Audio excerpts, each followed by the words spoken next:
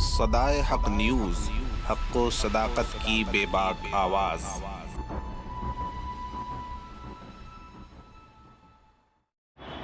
ना तड़पने की इजाज़त है ना फरियाद की, घुट घुट के मर जाऊं यही मर्ज़ी है मेरे सय्याद की। जी हाँ मोदी जी, मुस्लिम कौम के साथ आपने कम जुल्म ढाए हैं जो अब ये कश्मीर फाइल जैसी मूवी को प्रमोट कर दिया। सुनिए आप क्या कहते हैं अपने भाषण में। मेरा विषय कोई फिल्म नहीं है, मेरा विषय है कि जो सत्य है उसको सही स्वरूप में देश के सामने लाना देश की भलाई के लिए होता है। जी हाँ, जो सत्य है उसे उसी स्वरूप में देश के सामने लाना चाहिए, यही देश की भलाई है। तो फिर 2002 के दंगों में जो कत्लेआम हुआ मुस्लिमों के साथ, उसे भी तो देश के सामने लाना चाहिए। 2002 के दंगों के लिए आपने जिस तरीके से क्रिया के ऊपर प्रतिक्रिया की थ्योरी दी, उसको भी तो देश के सामने लाना चाहिए। 2002 के दंगों में आपके आरएसएस के, बीजेपी के, बजरंग दल के, विश्व हिंदू परिषद के गुंडों ने जिस तरीके से मुस्लिम माँ बहन बेटियों की इज्जत लूटी, जिस तरीके से उनके गर्भ को चीर के एक बच्चे को हत्या कर डाली गर्भ के अंदर, वो भी तो सामने लाना चाहिए। जिस तरीके से एक पारसी परिवार की माँ ने अपने 8-10 बरस के बच्चे को आज तक वो ढूंढती है, और उसको भी तो सामने लाना चाहिए। अगर कश्मीर फाइल सामने लानी चाहिए थी और कश्मीर फाइल को आप प्रमोट करते हैं, तो क्यों मोदी जी, क्यों आपने परजानिया मूवी को रिलीज नहीं होने दिया? वो भी तो सत्य घटना पे आधारित थी, आपने क्यों उसको आज तक रिलीज नहीं होने दिया? उसमें भी तो एक माँ आज तक तड़प रही है अपने बच्चों के लिए, उस बच्चे को जिसने उसने अपने कोख से जन्म दिया, बड़ा किया, और उस बच्चे को उसने दंगे में खो दिया। ये भी सत्य बाहर आना चाहिए था। किस तरह के कांग्रेस के एमपी एहसान जाफरी साहब के गर्दन पे टायर लपेट के आपके गुंडों ने उन्हें आग के हवाले कर दिया। ये सत्य भी बाहर आना चाहिए कि किस तरीके से आपने लाशों के ढेर लगा दिए और कुएं में उनको डाल के सारी कुएं में आग लगा डाली।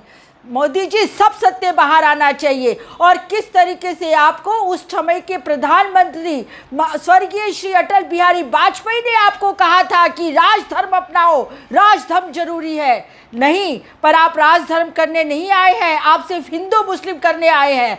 जिस तरीके से हिंदू मुस्लिम करके आपने 2000 के दंगे भड़का के आपने सत्ता हासिल की, इसी तरीके से हिंदू मुस्लिम करके आप अमर पट्टा लिखवा देना चाहते हैं, भारत देश के इतिहास को बदल देना चाहते हैं।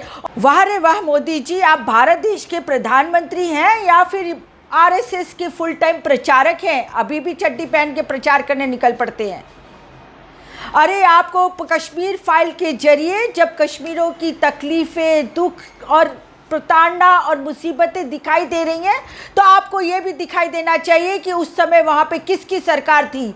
किसी की सरकार नहीं थी। और उस समय मुफ्ती मोहम्मद सईद जब अपना सरकार नहीं चला पा रहे थे, तो वहाँ पे गवर्नर का शासन था, और वो गवर्नर कौन था? वो आपका नुमाइंदा था, जिससे आपने बाद में भारतीय जनता पार्टी की टिकट दी जगमोहन को, और वो फिर वहाँ पे कैबिनेट मंत्री भी बने। और उस टाइम पे दिल्ली में वीपी सिंह की सरकार थी। माननीय मोदी जी, आपसे कहना चाहते हैं कि देश के हालात बहुत बदतर होते जा रहे हैं, लोगों के दिमाग में जहर भरते जा रहे हैं आप लोग, और आज आप लोग एक मानव बॉम्ब की तरह लोगों को खुला छोड़ दिया है। आपने युवाओं के दिमागों को जहर से भर डाला है, और वो दिन दूर नहीं, अगर यही परिस्थिति रही तो हमारा देश में गृह युद्ध में बदल जाएगा। संभालिए अपने आप को और संभालिए अपनी वाणी विलास और भाषणों को। मूवियों के ऊपर किसी तरह के कमेंट नहीं होने चाहिए, आपको तटस्थ रहना चाहिए। आप देश के प्रधानमंत्री हैं, आप किसी आरएसएस संघ के प्रचारक नहीं हैं।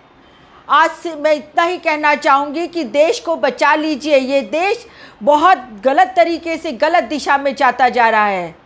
इस वीडियो के जरिए मैं सिर्फ एक ही संदेश देना चाहती हूँ मेरे तमाम देश के भाइयों बहनों से, कि राजनीति करने वाले राजनीति करेंगे, ये उनका काम है, ये उनका पेशा है, पर उनकी वजह से हमें किसी तरीके से अपने मन और विचारों में बदलाव नहीं लाना चाहिए।